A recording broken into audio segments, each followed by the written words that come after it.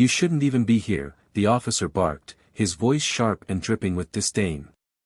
The man standing before him barely had time to respond before the insults continued. What makes you think this place is for someone like you? Is it the cheap shirt? Or is it just that you don't know your place? The bar, filled with off-duty officers, erupted in quiet chuckles. No one intervened.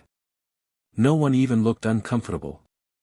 The man, casually dressed, stood out in the room, not because he didn't belong there, but because the officer had already decided he didn't. You're lucky I don't haul you out of here myself, the officer continued, now leaning in as if to emphasize his point. The words landed like punches. Every comment, every sneer, was a deliberate reminder of the gap this officer thought separated them. I just came here for a drink, the man finally said, his voice steady but his hands clenched into fists at his sides. The officer smirked, looking him up and down. Oh, a drink? Let me guess, something cheap, right? Or did you come here to learn from us? You think hanging around cops makes you better than what you are? The man didn't answer. He didn't need to. His silence, his composure, only seemed to agitate the officer further. You're quiet now, the officer said with a cruel laugh. That's what I thought. Guys like you just slink around, trying to fit in where you don't belong.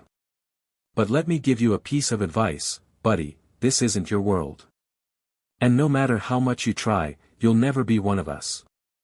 The bar grew quieter, the tension in the room thickening. The other officers didn't speak up. Maybe they agreed. Maybe they were just too used to this behavior to care. The man glanced around, his jaw tightening, his pride taking blow after blow. But even in this moment, even as the officer's words tried to strip him of his dignity, he held his ground. He knew who he was. He knew what he'd worked for. And he knew that this officer had no idea what he was doing. Why don't you do yourself a favor, the officer said, his voice lowering into something almost taunting, and just walk out of here now before you embarrass yourself more. Trust me, it'll save us all some time. The man didn't move. Instead, he raised his eyes to meet the officer's. The room fell into an uneasy silence. The officer leaned back, crossing his arms like he'd already won. What's the matter? Nothing to say. Figures. You're all the same. And that was it. That was the moment. The moment where humiliation turned to something else. Where patience ended, and consequences began. Because the man wasn't just anyone. He wasn't an outsider trying to learn from these officers or a bystander hoping to fit in. He was someone who had earned his place, not just in that room but far above it. Someone who had fought harder, sacrificed more, and risen higher than any of the men laughing around him. And when the truth came out, when the officer realized who he'd been mocking, the weight of what he'd done would hit like a freight train. But that's not the end. What happens next, how this man chooses to respond, how the officer faces the fallout of his arrogance, and what it means for everyone in that room, will leave you speechless. What would you do if you were in his shoes? What's the right way to handle humiliation when the power to turn the tables is in your hands? Stay with us, because this story is only just beginning. Hello, and welcome to Plow of Twist. Before we dive into today's story, we want to take a moment to send a heartfelt message to our Black viewers and to everyone who has experienced discrimination. Here at Plow of Twist, we stand firmly against racism and any form of injustice. Your voice, your story, and your value matter deeply. We hope today's story inspires you and sparks important conversations. If you enjoy what we do, please subscribe to the channel, and hit that like button. Now, sit back, relax, and enjoy this incredible tale of justice and redemption. Teaser, you don't belong here, buddy, the officer sneered, standing tall with a smug grin as the room erupted in laughter. The man at the table, dressed in casual clothes, barely flinched. He'd come to the bar to connect with his team informally, but the officer clearly mistook him for an outsider trying to fit in. What followed was a cascade of humiliation, a mocking interrogation, demeaning words, and a crowd of off-duty officers looking the other way. No one intervened. No one stopped it.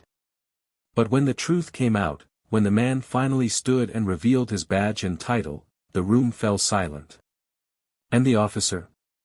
He would face consequences no one saw coming, consequences that left the department, the community, and the world stunned. This is a story of arrogance meeting its reckoning, of power used not to oppress, but to set the record straight. Stay tuned, because justice is about to be served. The bar was dimly lit, its wooden interior worn down by years of use and countless conversations. The crowd inside wasn't diverse, most were off-duty officers, a mix of seasoned veterans and fresh recruits, their badges tucked away but their camaraderie on full display. The jukebox hummed a faint melody in the background, and the scent of beer and fried food lingered heavily in the air. For most, this was a place to unwind after grueling shifts, to share stories of the job and forget about the pressures of the world outside.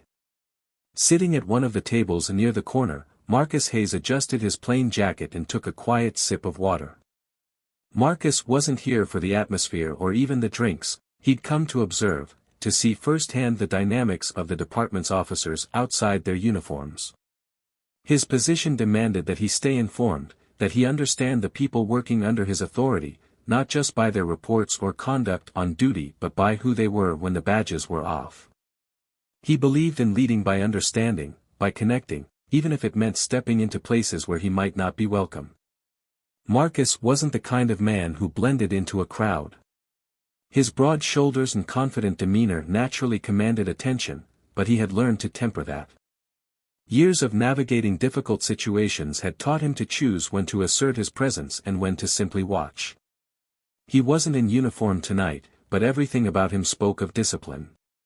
His movements were deliberate, his gaze steady, as he quietly observed the interactions around him. Marcus had worked his way up through the ranks, a long and grueling climb that demanded more of him than many of his peers could understand. He had faced skepticism, challenges, and outright discrimination at nearly every turn, but he hadn't let it stop him. Every obstacle had only made him sharper, more determined. Now, as a captain in the force, his title reflected not just his skills but his resilience.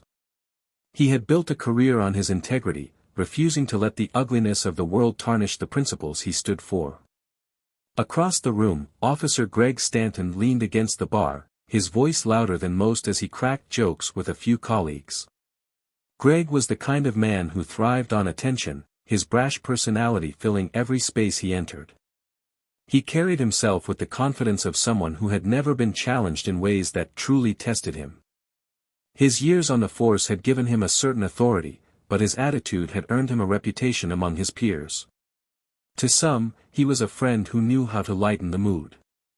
To others, he was a bully who used his position to throw his weight around.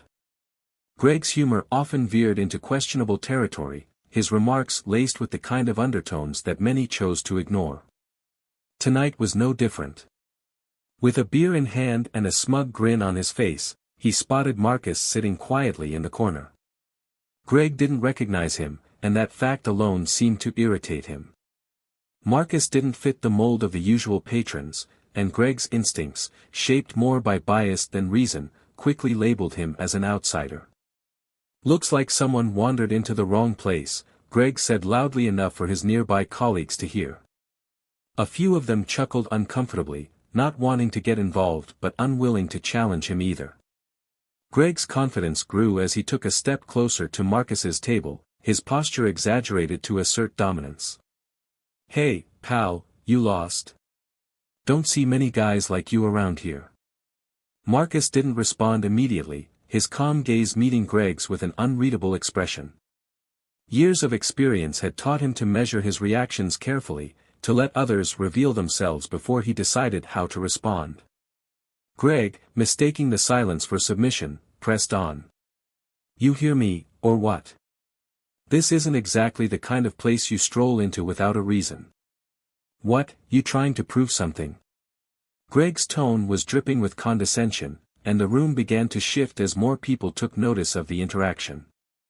Marcus set his glass down slowly, his movements deliberate. He wasn't here to cause a scene, but he also wasn't about to let himself be disrespected. Before he could reply, Greg leaned closer, his voice lowering but his words cutting deeper. "Look, I'm just saying what everyone's thinking. Guys like you don't belong here. This is a place for real cops, for people who've earned their place. You don't get to just walk in here like you're one of us." The words hung in the air, heavy and sharp. Marcus felt the familiar sting of such comments, a reminder of battles he thought he'd left behind. But instead of anger, he felt a deep, quiet resolve. He didn't need to prove himself to this man. His entire career, his entire life, was proof enough of who he was and what he stood for. Greg, however, wasn't finished.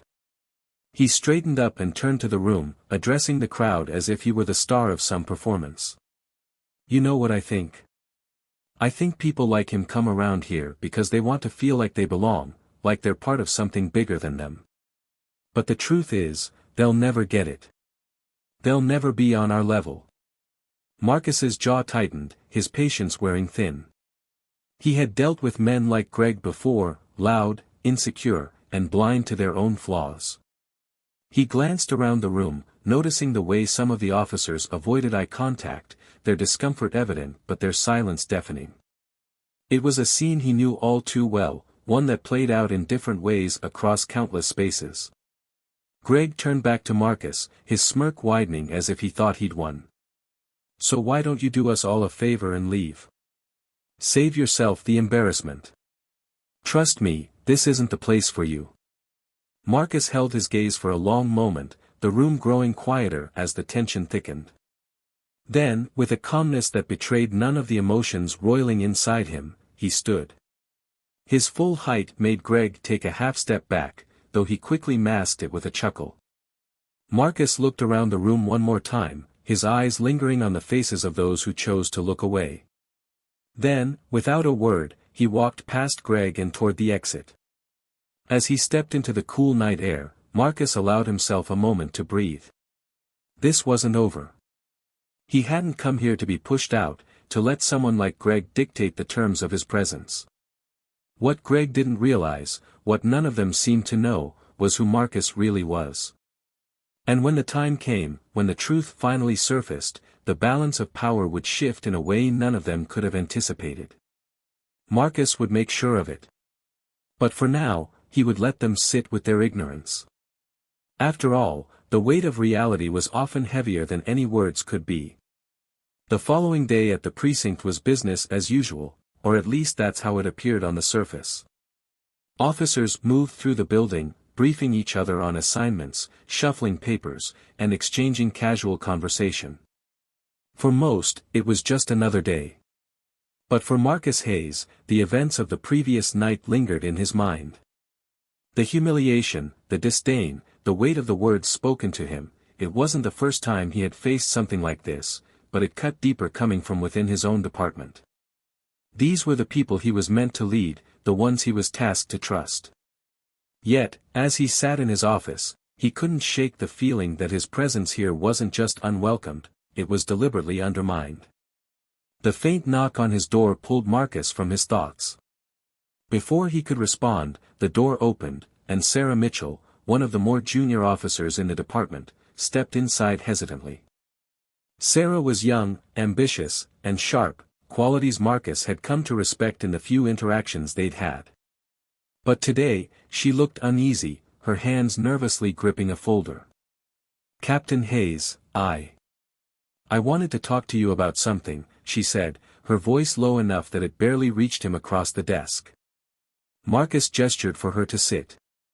"What's on your mind, Officer Mitchell?" She hesitated, her gaze darting toward the closed door before she spoke. "It's about Greg Stanton. Well, some of us, heard about what happened last night. At the bar." Marcus's jaw tightened ever so slightly, but he kept his expression neutral. "What about it?" Sarah hesitated again, clearly choosing her words carefully. "He's been, like this for a while. Stanton has a way of making people feel like they don't belong, especially if you don't fit his idea of what a cop should be. But no one says anything because, well, you know how it is. He's loud. He's connected. And people don't want to make waves. Her words hung in the air for a moment. Marcus studied her face, seeing the tension etched into her features. This wasn't easy for her, and he knew it wasn't just Stanton that made her cautious. The culture of silence in law enforcement, the unspoken rules about loyalty and hierarchy, made it nearly impossible for anyone to challenge the status quo without risking their own career. "Why are you telling me this?" Marcus asked, his tone measured. "Because I'm tired of it," Sarah said, her voice firmer now. "I've watched him treat people, rookies, civilians, even other officers, like dirt for years. And no one holds him accountable. I thought maybe you could do something about it." Marcus leaned back in his chair, his thoughts racing. He appreciated Sarah's courage. It wasn't easy to step forward in an environment like this.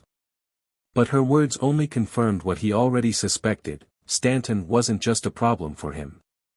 He was a problem for the entire department. "Thank you for coming to me with this," Marcus said finally. "But if I'm going to address Stanton's behavior, I need more than hearsay. I need facts. Patterns. Evidence." Sarah nodded, sliding the folder across the desk. "That's why I brought this. It's not much, but it's a start. Complaints from civilians. Notes I've kept from incidents I've witnessed. It's all in there." Marcus picked up the folder and flipped through its contents. As he scanned the pages, his expression hardened. The incidents described were worse than he'd imagined: instances of racial profiling, excessive force, and blatant disrespect for colleagues. And yet, somehow, Stanton had managed to evade any serious consequences. "This is helpful," Marcus said, closing the folder. "But it's going to take more than this to make a case. Stanton's been here a long time. He has allies. People who'll defend him, no matter what." Sarah nodded again, a flicker of determination in her eyes. "I'll do whatever it takes to help. Just tell me what you need." Their conversation was interrupted by the sudden opening of the office door. Greg Stanton strode in without knocking, his usual smirk plastered across his face. He didn't even acknowledge Sarah as he leaned against the doorframe, his presence instantly filling the room with tension. "Captain," Stanton said, drawing out the word like it was a joke. "Just wanted to check in, see how you're settling in. You know, now that you're getting a taste of how things really work around here." Marcus didn't react to the bait, his expression unreadable. "I'm settling in just fine, Officer Stanton. Was there something you needed?" "Not really," Stanton said, shrugging. "Just thought I'd drop by and make sure you didn't take last night too personally. You know how it is, guys letting off steam, having a little fun. Nothing to get worked up about." Sarah stiffened in her chair, her eyes darting between Marcus and Stanton. Marcus, however, remained calm, his voice steady as he replied. "Is that what you call it? Fun?" Stanton chuckled, the sound grating. "Hey, if you can't take a little ribbing, maybe you're in the wrong line of work." For a moment, the room was silent. Then Marcus stood, his full height making Stanton pause for the briefest of seconds. Marcus's gaze locked onto Stanton's, unflinching and unyielding. "Let me make one thing clear," Marcus said, his voice low but firm. "This isn't about me taking anything personally. This is about the kind of culture we're building in this department. And if you think what happened last night is acceptable, then maybe you're the one who doesn't belong here." Stanton's smirk faltered, just for a moment, before he covered it with another laugh. "Whatever you say, Captain. But you should know, not everyone sees things the way you do. Some of us like to keep things traditional." With that, he turned and left, the door clicking shut behind him. The room was silent again, but the tension lingered like a storm cloud. Sarah exhaled slowly, her shoulders relaxing slightly now that Stanton was gone. I should get back to work, she said, standing and heading for the door. But before she left, she turned back to Marcus. Thank you for standing up to him. Marcus didn't respond immediately, his thoughts already shifting to what lay ahead. Sarah's courage, the evidence in the folder, Stanton's veiled threats, it was all coming to a head. The cracks in the department's foundation were widening, and it was only a matter of time before the entire structure was exposed. As he sat back down, Marcus's mind raced with the possibilities. He knew the next steps wouldn't be easy. Challenging someone like Stanton, especially in an environment that had allowed him to thrive, would require careful planning and unshakable resolve. But Marcus had faced bigger battles before, and he wasn't about to back down now. The storm was building, and when it broke, the fallout would be impossible to ignore. Marcus could feel it coming, the weight of it pressing against him like the first drops of rain before a downpour.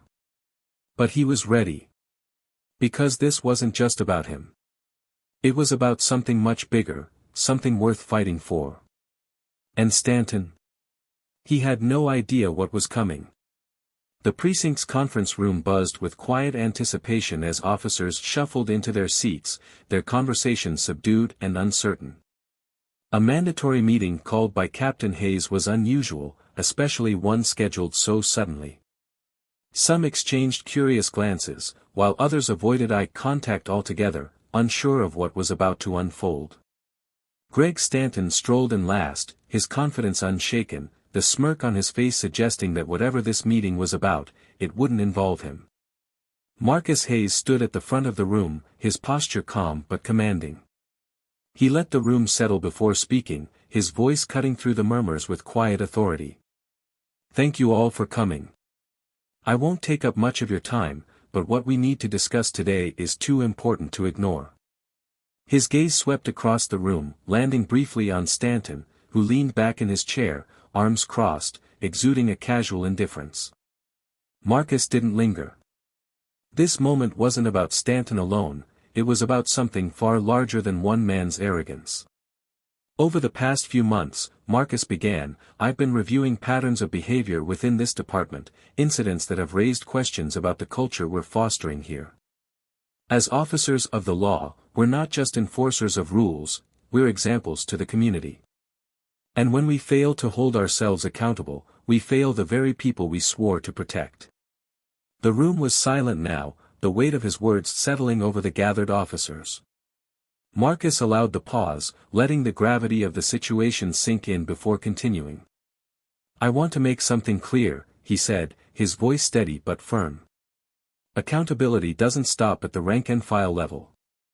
It starts at the top, with leadership, with senior officers, with me. And it extends to every one of you. Stanton scoffed, the sound loud enough to draw a few glances. He leaned forward slightly, his smirk widening as he spoke. Sounds like someone's giving a lecture, Captain. Are we supposed to be taking notes? Marcus turned his attention fully to Stanton, his expression unreadable. He took a step forward, his voice calm but carrying an unmistakable edge.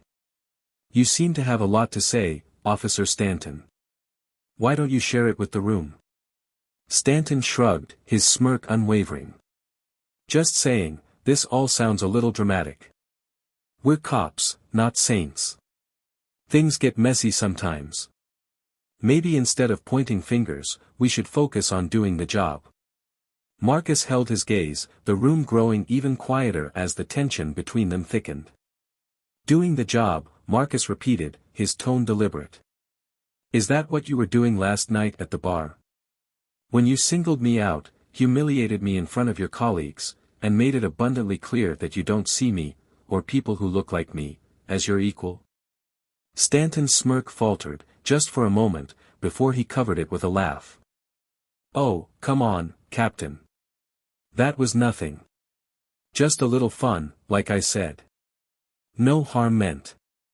No harm meant, Marcus repeated, his voice low but steady. That's what you call it. But let me tell you what it felt like. It felt like a reminder that no matter how hard I work, no matter what rank I achieve, there will always be people like you who see me as less. Who think they can strip me of my dignity with a few words and a smug laugh. The room was deathly silent now, every pair of eyes fixed on the two men. Stanton shifted in his seat, his confidence starting to crack under the weight of Marcus's words. But here's the thing, Marcus continued, his voice rising just enough to fill the room. You didn't strip me of anything. Because my dignity doesn't come from your approval. It comes from the work I've done, the sacrifices I've made, and the respect I've earned from people who actually matter. Stanton stood abruptly, his smirk replaced with a scowl. All right, Captain, we get it. You're upset. But if you think calling me out in front of everyone is going to change anything, you're wasting your time. Marcus stepped closer, his gaze unflinching. You're right. Calling you out isn't going to change anything. That's why I've taken steps to ensure real change happens. He turned to the table, where a folder lay waiting. Picking it up, he addressed the room once more. This folder contains documented complaints, eyewitness accounts, and evidence of behavior that has no place in this department. Behavior that compromises the integrity of our work and erodes the trust of the community. He opened the folder, pulling out a series of documents and holding them up. These are statements from civilians who've been on the receiving end of Officer Stanton's profiling. These are reports from officers who've witnessed his abuse of power firsthand but were too afraid to come forward until now. And this, he held up a printed image, is a still from a video that went viral last night, showing exactly what kind of fun Officer Stanton had at the bar. The room erupted into murmurs as Marcus handed the image to a nearby officer, who passed it around. Stanton's face grew pale as the realization of what was happening began to sink in. This department has a choice, Marcus said, his voice cutting through the noise. We can continue to ignore these issues, to let officers like Stanton operate without accountability, or we can take a stand. We can show the community, and ourselves, that we're better than this. He turned back to Stanton, his gaze unwavering. Officer Stanton, effective immediately, you are suspended pending a full investigation. Turn in your badge and weapon. Stanton's face twisted with anger, his voice rising as he protested. You can't do this.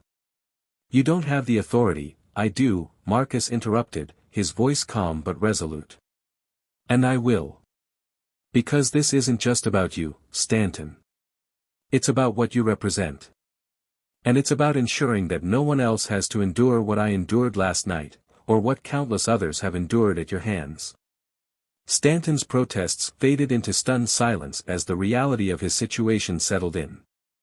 The room was still as Marcus turned back to the other officers, his final words ringing out with quiet conviction. This is a turning point for us. It's up to each of us to decide what kind of department we want to be. What kind of people we want to be. And it starts here. It starts now.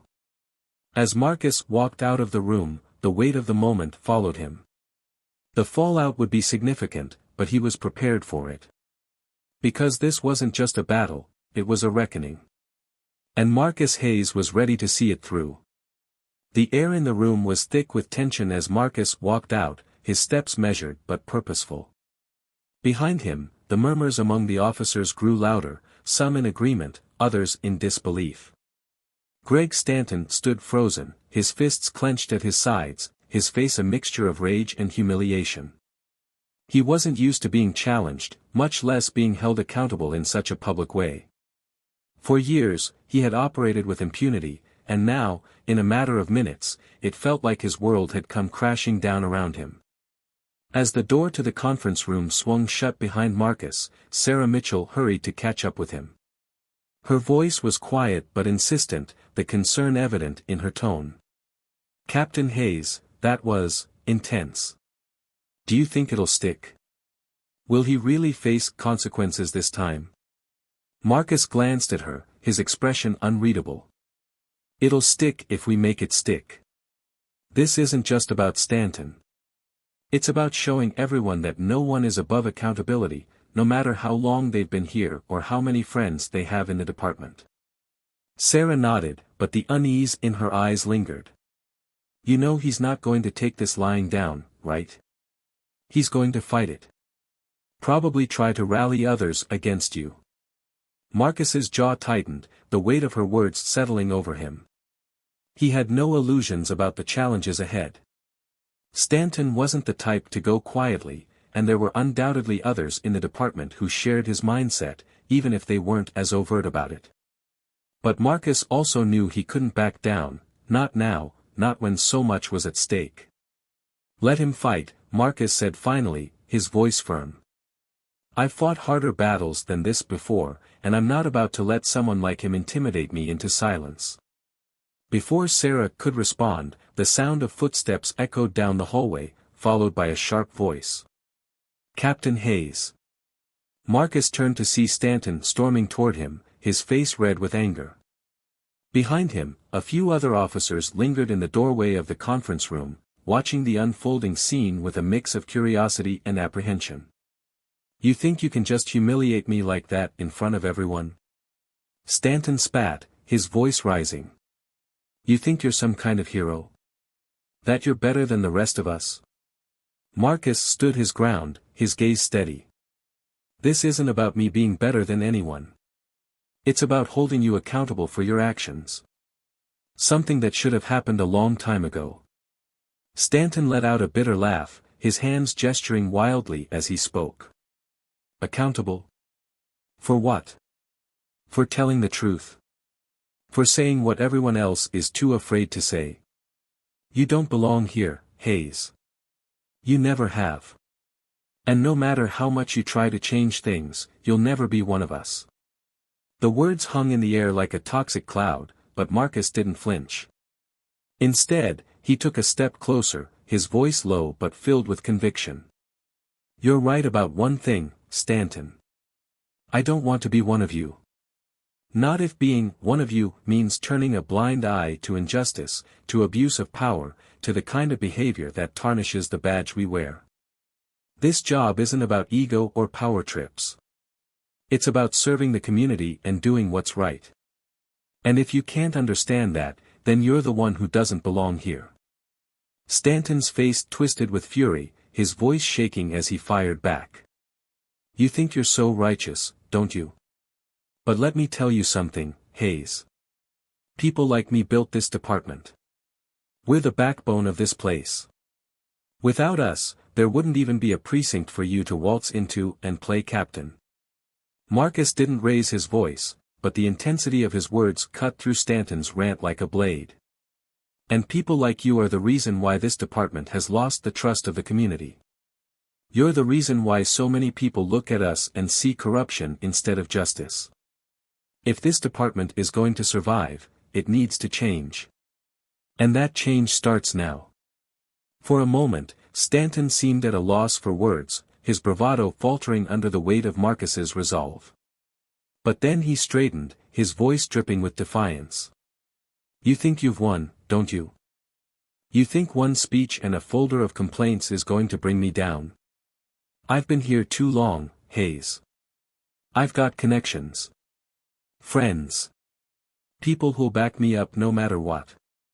Marcus stepped even closer, his voice steady but unyielding. Then call your friends. Rally your connections. Do whatever you need to do. But know this, the truth is on my side. And the truth doesn't need connections. It doesn't need power plays. It just needs someone willing to stand up for it. And I will.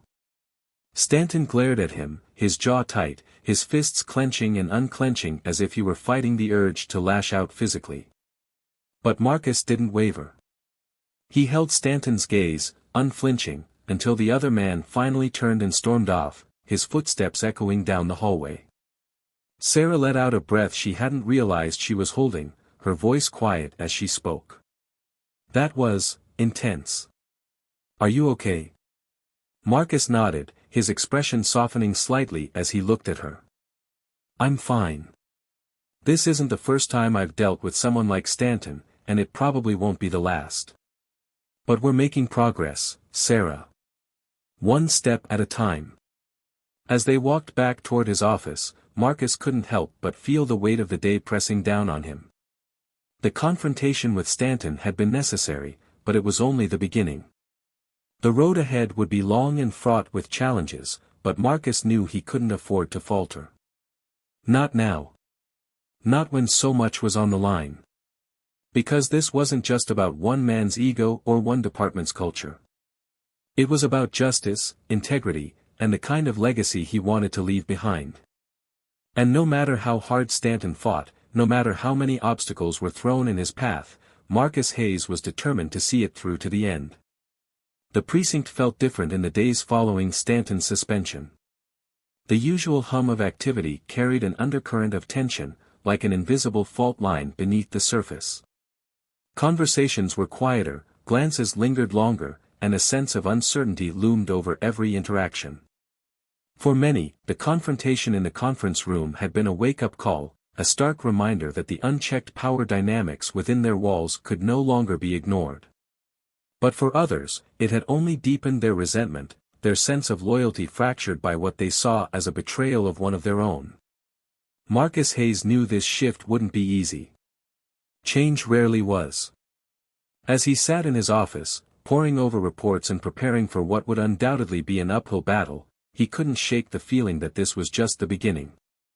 Stanton may have been temporarily removed, but the deeper issues he represented were far from resolved. The culture of silence, the unspoken rules of loyalty over accountability, the deep-rooted biases that had festered for years, these were the true adversaries Marcus was fighting against. A knock at the door pulled him from his thoughts. Sarah Mitchell stepped inside, her expression cautious but determined. She carried a stack of papers, her grip firm as if the weight of them mirrored the weight of the situation they were navigating. "I've been following up on some of the complaints," she said, placing the stack on his desk. "Most of them are consistent with what we already know about Stanton. Profiling. Excessive force. Intimidation. But there's something else." She hesitated, her gaze shifting to the floor for a moment before meeting his eyes. "There are other names in these reports. Other officers who were involved, who either enabled his behavior or participated in it." Marcus leaned back in his chair, the weight of her words settling over him. This wasn't surprising, he'd expected as much. Stanton's actions didn't exist in a vacuum. They were part of a larger system, one that allowed officers like him to operate without consequence. But hearing it confirmed, seeing the names in black and white, made the challenge ahead feel even more daunting. "Who are we talking about?" Marcus asked, his tone measured. Sarah opened the folder and pointed to a few pages. "Mostly senior officers. People who've been here for years, who've built their careers on the same toxic culture Stanton thrived in. And then there are the ones who stayed silent, not because they agreed with him, but because they were too afraid to speak up." Marcus studied the names, his expression unreadable. Each one represented a piece of the puzzle, a thread in the fabric of a department that had strayed far from its purpose. He knew confronting this wouldn't be easy. These weren't just names on a page, they were people with influence, people who had built alliances and entrenched themselves deeply within the system. But he also knew that ignoring it wasn't an option. "Sarah, I need you to keep digging," he said finally. "We need more than complaints. We need evidence, solid, irrefutable proof that ties these officers to the behavior we're trying to root out. If we're going to make this stick, we have to do it right." Sarah nodded, her determination evident. "I'll do whatever it takes. Just tell me where to start." Before Marcus could respond, his phone buzzed on the desk. He glanced at the screen, a call from the chief's office. He picked it up, his voice steady as he answered. "Captain Hayes." The voice on the other end was calm but firm, carrying the weight of authority. "Captain, I need to see you in my office. Now." Marcus exchanged a glance with Sarah before nodding. "I'll be right there." He ended the call and stood, his posture straightening as he prepared for what he knew would be another challenging conversation. The walk to the chief's office felt longer than usual, the corridors of the precinct strangely quiet. When he entered, Chief Daniel Porter was already seated behind his desk, his expression unreadable. Porter was a man of few words, known for his pragmatic approach to leadership. He gestured for Marcus to sit, his tone neutral as he began. "I've been hearing a lot about what's been happening around here lately," Porter said, his gaze fixed on Marcus. "Stanton's suspension. The complaints. The investigation you've started." Marcus met his gaze, his voice steady. "It's necessary, Chief. If we're going to rebuild trust with the community and within this department, we have to address these issues head-on." Porter leaned back in his chair, his expression thoughtful. "You've stirred up a lot of things, Hayes. And not everyone is happy about it. There are people who think you're overstepping, that you're making this personal." "This isn't personal," Marcus said firmly. "It's about doing what's right. About holding ourselves to the standards we expect from others." Porter studied him for a moment, his expression unreadable. "I'm not saying I disagree with you. But you need to understand the position you're in. The people you're going after aren't going to go quietly. They're going to fight back, and they're going to use every resource they have to make your life difficult." Marcus nodded, his resolve unwavering. "I've faced worse, Chief. I'm not afraid of a fight." Porter's lips quirked into a faint smile, a hint of respect in his gaze. "I didn't think you were. Just make sure you're ready for the fallout. Because once this starts, there's no going back." As Marcus left the office, his mind raced with the implications of the conversation. Porter's words had been a warning, but they had only strengthened his resolve. The road ahead would be difficult, but Marcus knew he was on the right path. The truth couldn't be ignored, and the people who stood in the way of progress would have to face the consequences. The following days were a whirlwind of activity. Sarah continued to uncover evidence, her work meticulous and tireless. Officers who had once been silent began to speak up, their courage bolstered by Marcus's example. But the resistance was just as strong. Stanton's allies whispered in the hallways, their disdain for Marcus thinly veiled. Anonymous complaints were filed against him, attempts to discredit his leadership and undermine his efforts. Through it all, Marcus remained focused. He knew the stakes, and he knew that the battle wasn't just about him. It was about creating a department that stood for justice, that lived up to the ideals it claimed to uphold. And no matter how much resistance he faced, he was determined to see it through. As the pieces of the puzzle came together, Marcus could feel the tension building once again. The reckoning was far from over, and the final confrontation would be one that no one in the department would forget. The storm was coming, and Marcus was ready to face it head-on. The precinct was alive with a current of unease that everyone felt but no one openly discussed. Whispers filled the hallways, quiet conversations behind closed doors hinted at the storm brewing just below the surface. Marcus Hayes moved through the building with the same calm authority he always carried, but the weight of the situation was evident in the tightness of his jaw and the deliberate way he held himself. He was used to this, the isolation that came with challenging the system, but it didn't make the process any easier. Sarah Mitchell followed closely behind him as they made their way to the small office they had turned into a temporary base for the investigation. Her arms were full of files, and her expression was one of focused determination. She had thrown herself into the work with an energy that Marcus admired, even as he worried about the toll it might be taking on her. As they entered the office, Marcus closed the door behind them and motioned for Sarah to take a seat. He sat across from her, the desk between them cluttered with papers, photographs, and evidence they had been compiling for weeks. The air was heavy with the gravity of what they were trying to accomplish. "We're close," Sarah said, her voice steady but tinged with exhaustion. "The evidence is overwhelming. Complaints, corroborated stories, even some footage from body cams that paints a pretty clear picture. But you know they're going to fight this. Stanton's already got people on his side, and they're not going to let this go without a fight." Marcus nodded, his expression unreadable. He leaned back in his chair, his fingers steepled in front of him as he considered her words. "They're counting on us to back down, he said finally. They think if they push hard enough, we'll fold. But that's not going to happen. Sarah hesitated, her eyes searching his face.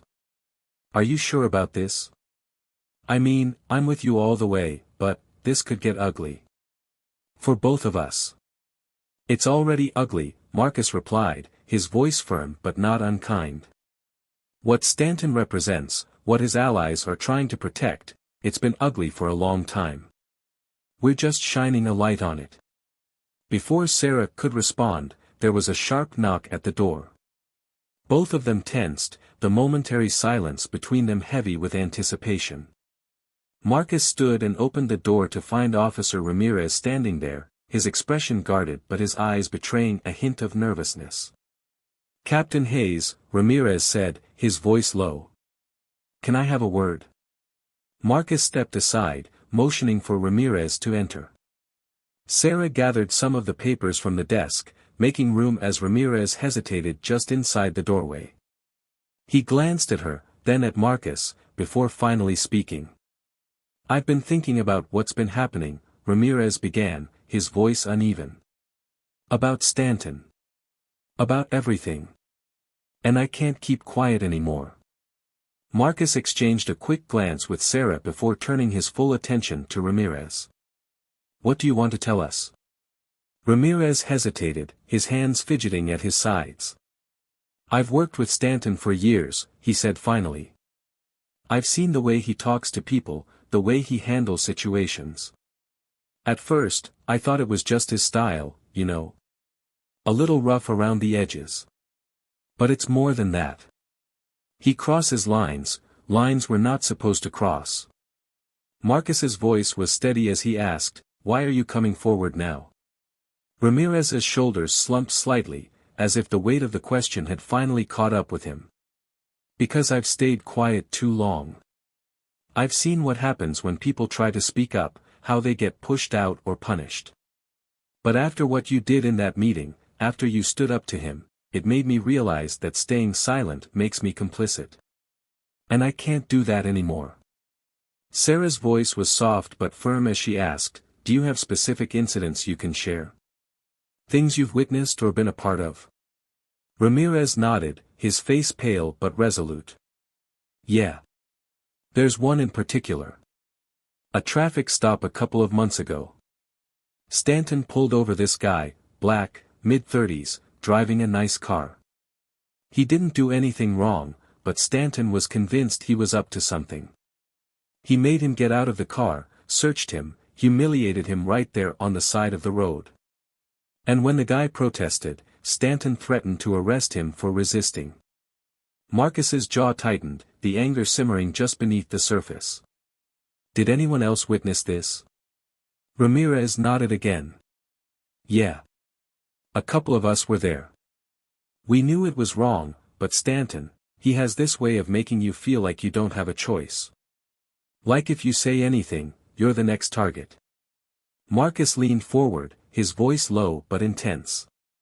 Ramirez, if you're willing to testify, to put this on record, it could make a huge difference. But you need to be sure. Once you do this, there's no going back.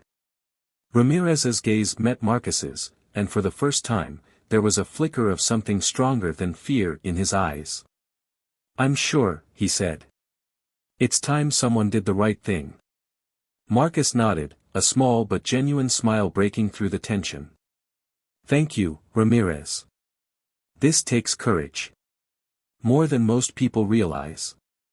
As Ramirez left the office, the door closing softly behind him, Sarah turned to Marcus, her expression a mixture of relief and determination. That's a big step, she said. If we can get a few more officers to come forward, this case could be airtight. Marcus nodded, his mind already racing with the possibilities. It's a start, he said. But we're not done yet. Stanton's not going to go down without a fight, and neither are the people protecting him. We have to be ready for whatever comes next. The hours stretched into days as the investigation gained momentum. More officers began to speak up, their courage bolstered by Ramirez's example and Marcus's unwavering leadership.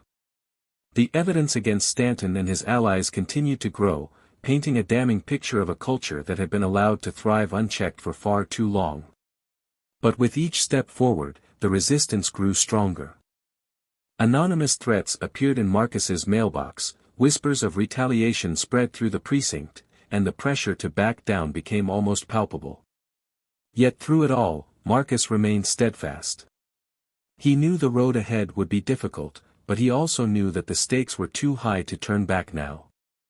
As the final pieces of the puzzle fell into place, Marcus could feel the tension building once again.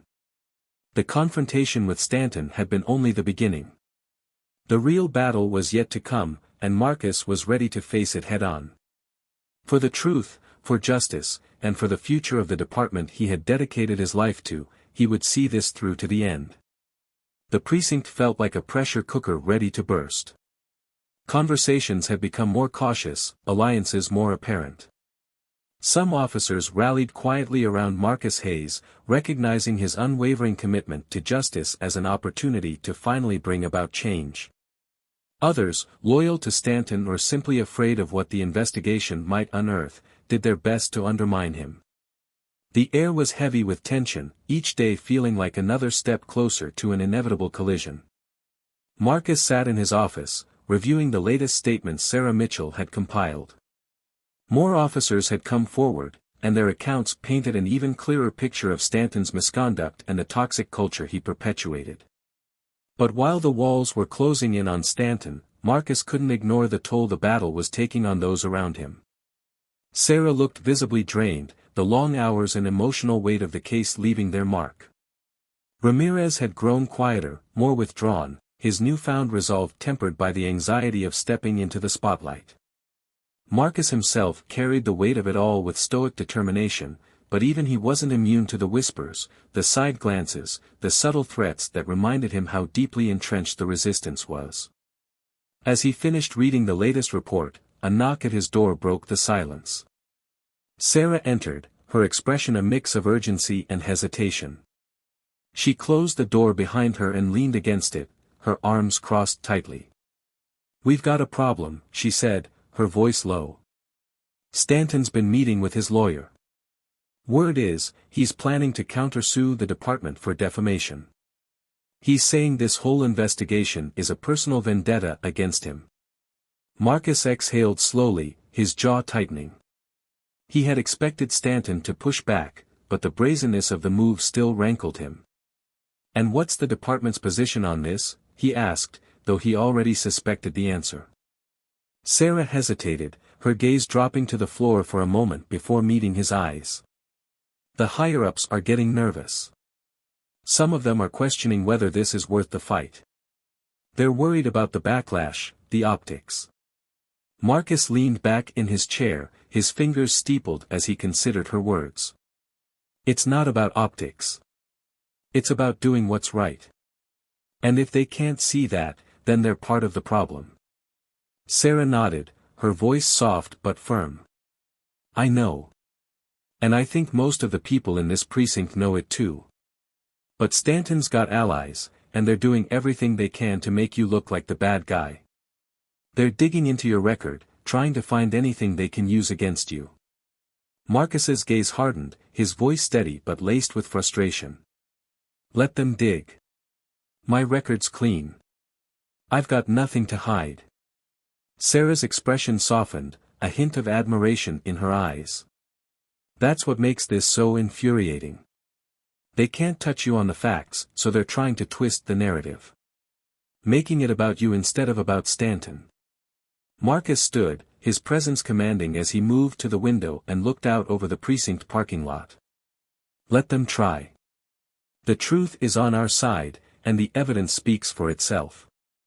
Stanton's actions aren't just a reflection of his character, they're a symptom of a system that's been broken for too long. And if we don't fix it now, it's only going to get worse." Before Sarah could respond, the phone on Marcus's desk rang. He picked it up, his voice calm but alert. "Captain Hayes." The voice on the other end was one he recognized immediately, Chief Porter. "Hayes, we need to talk. Now." Marcus exchanged a quick glance with Sarah before responding. "I'll be right there."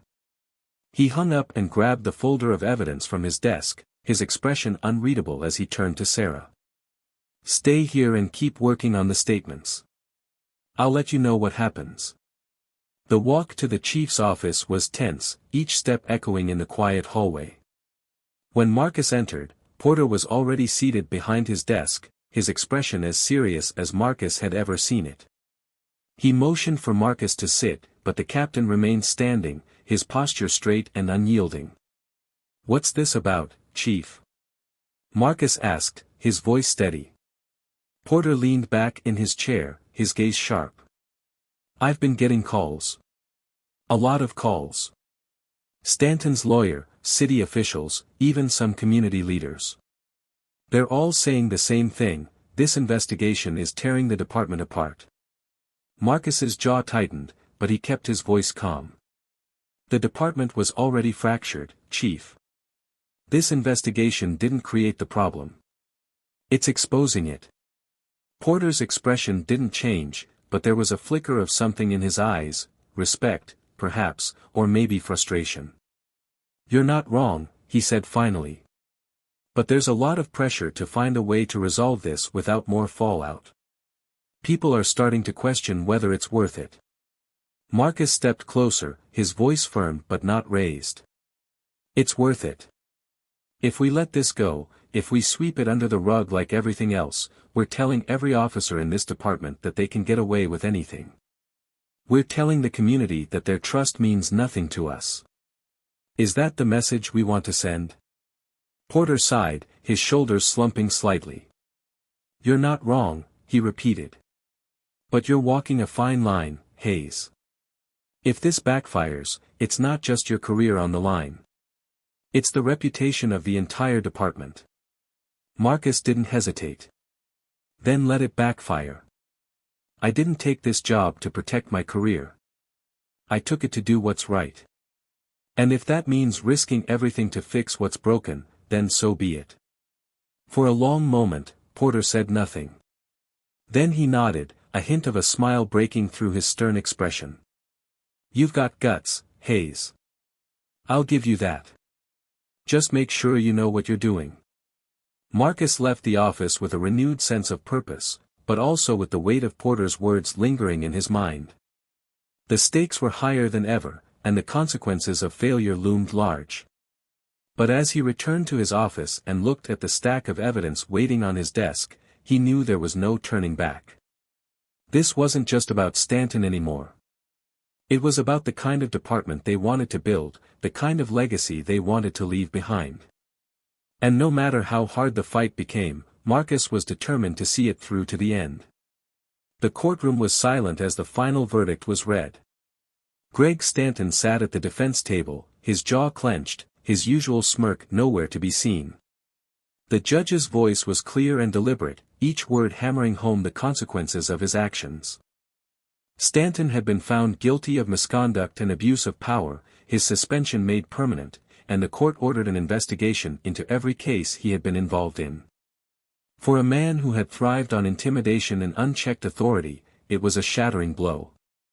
His allies in the department had distanced themselves, their loyalty crumbling under the weight of the evidence Marcus Hayes and his team had compiled.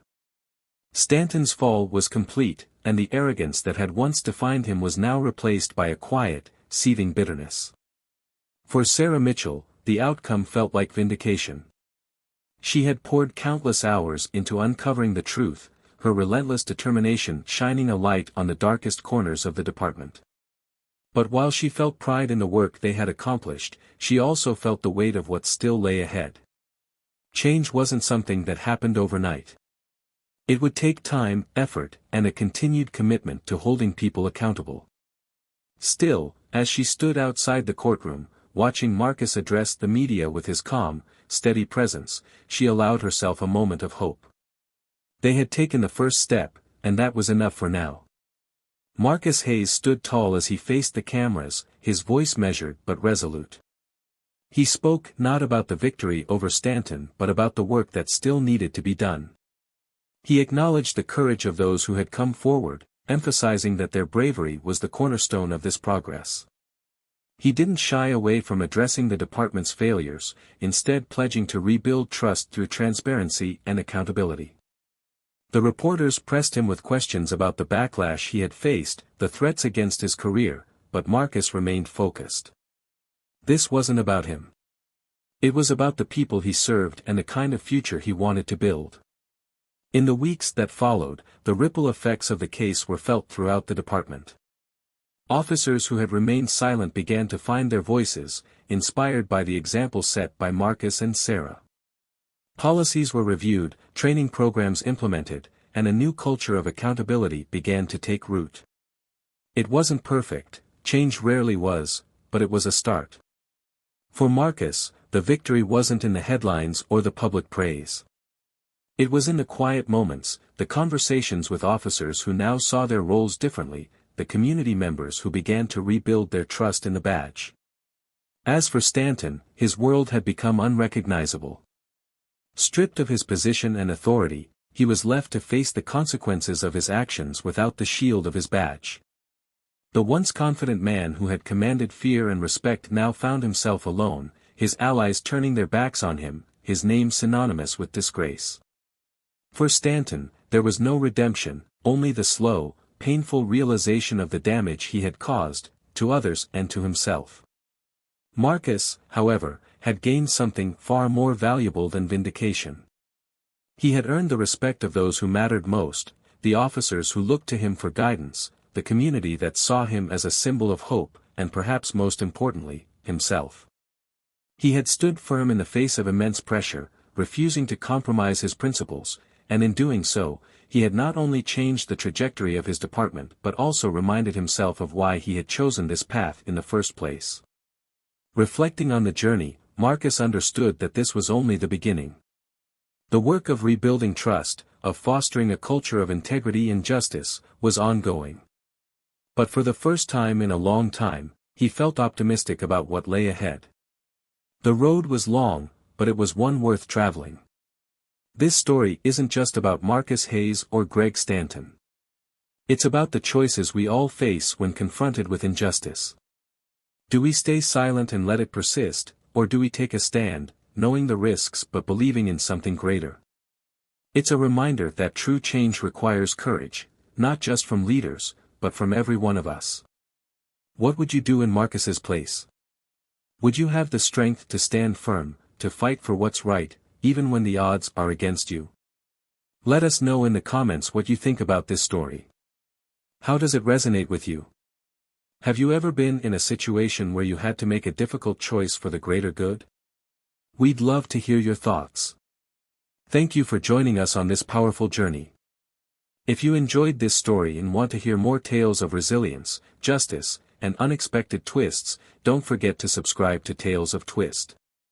Hit that like button, share this video, and stay tuned for more stories that inspire, challenge, and captivate. Until next time, stay strong and always stand up for what's right.